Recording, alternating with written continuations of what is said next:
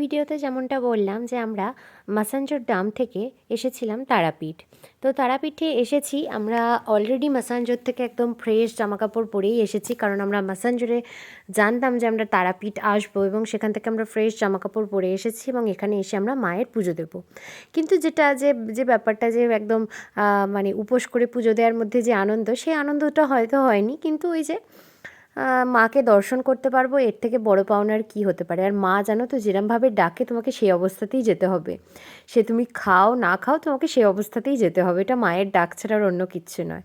তো এই তো দেখো আমরা ওই গেটটা দেখতে পেলে ওই গেটটার মধ্যে দিয়ে চলে এসেছি এবং বেশ কিছুটা সামনে হেঁটে আসলেই সামনেই মন্দির, খুব একটা বেশি হাঁটতে হয় না। তবে যে বাস স্ট্যান্ড ছিল সেই বাস স্ট্যান্ড থেকে কিন্তু একটা অটোর সাহায্যে এই তারাপীঠে মায়ের মন্দির পর্যন্ত আসতে হয়েছে। এরপরে দেখো সেই কাকাতুয়ার দোকান, যেগুলো পুরীতেও আমরা দেখতে পাই। এখানে প্রচুর এরকম ঠাকুরের প্রসাদের দোকান রয়েছে। তো আমরা একটা দোকান থেকে এরকম প্রসাদ নিয়ে এবার চলে যাব। আর দেখতেই পাচ্ছ মায়ের মন্দির, তবে মন্দিরের ভিতরকার ছবি তো তুলতে ওরা দেয় না জানোই। তো চলো, এই সময় মোটামুটি ওই 5টা এরকম বাজছে, বিকেল 5টা। তো আমরা চলে এসেছি সেখানে। এই তো দেখো আমরা পুজো নিয়ে নিয়েছি। এবার এই পুজো নিয়ে আমরা চলে যাব ভিতরে। ভিতরে যাওয়া মানে আমরা সাধারণভাবেই পুজো দিয়েছি, কোনো ভিআইপি টিআইপি এসব কিচ্ছু না। তো তার ফলে আমাদের বেশ কিছুক্ষণ দাঁড়াতে হয়েছিল। আর আমরা যে সময়তে গেছি জানো তো, সেই সময় অলমোস্ট মানে ঠাকুরের মায়ের মন্দির আর কি বন্ধ হবার উপক্রম, এবং মায়ের আর কি সন্ধ্যা আরতি হবে। বন্ধ হবার থেকেও বড় কথা সন্ধ্যা আরতি হবে এবং বিরাট লাইন পড়েছে। সে লাইনের মানে কোনো আদ্যপ্রান্ত কিছু নেই, একবারে ভয়ঙ্কর লাইন পড়েছে।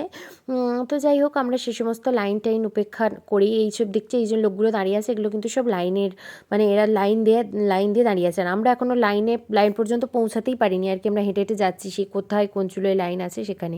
দেখছো কি বিশাল ভিড়, আমাদের তো দেখি মানে বেশ খানিকটা টেনশন হচ্ছিল যে এত ভিড়ের মাঝখানে কীভাবে পুজো দেবো। আর দেখো এখানে দাঁড়িয়ে থেকে থেকে একটা জিনিস হয়েছে, এখানে সুন্দর সুন্দর মায়ের বিভিন্ন রকমের মানে রূপের আর কি বর্ণনা দেওয়া আছে, সেগুলো পড়ছিলাম। আর আমরা লাইনে দাঁড়াতেও জায়গা পেয়ে গিয়েছি। আর দেখো এখানে বিভিন্ন সময় হরিনামও চলছে। তো আমাদের পুজো দেওয়া মোটামুটি কমপ্লিটও হয়ে গেছে, সে ভেতরে ছবি ছাপা তো নিতে পারিনি। এরপর ওই ডালাগুলোকে নিয়ে সেই ডালাগুলোকে এবার ইয়ে করে দেওয়ার পালা আর কি, প্রসাদ দেবে। সো একটা প্রসাদের দোকানে, যে দোকান থেকে কিনেছিলাম সেখান থেকে ইয়ে করে নিলাম, প্রসাদ প্যাক করে নিলাম, মাঝখানে দাঁড়িয়ে একটু চা খেয়ে নিলাম। এরপর যাবো সেখানকার মহাশ্মশানটি দেখতে।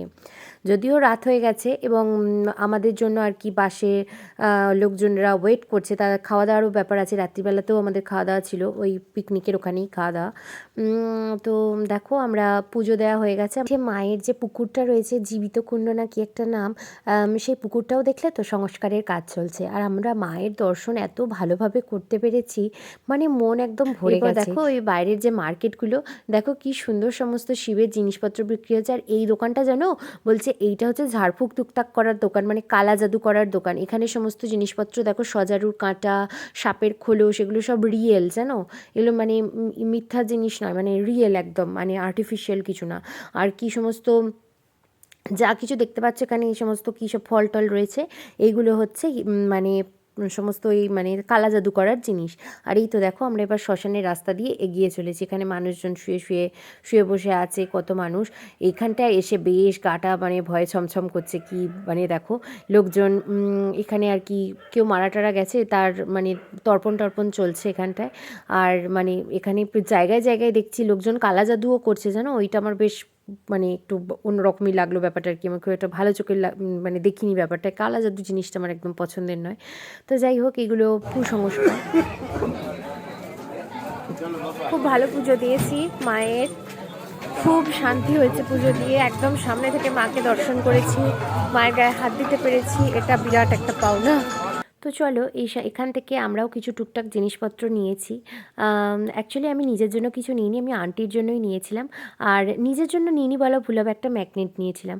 তো আমাদের এই তারাপীঠ ম্যাসাঞ্জরের ভিডিও আমি এখানেই শেষ করছি। ভিডিওগুলো কেমন লাগলো অবশ্যই তোমরা কমেন্টের মাধ্যমে জানিও। আর এখন টাটা, সবাই ভালো থেকো, দেখা হবে আবার পরবর্তী ভিডিওতে।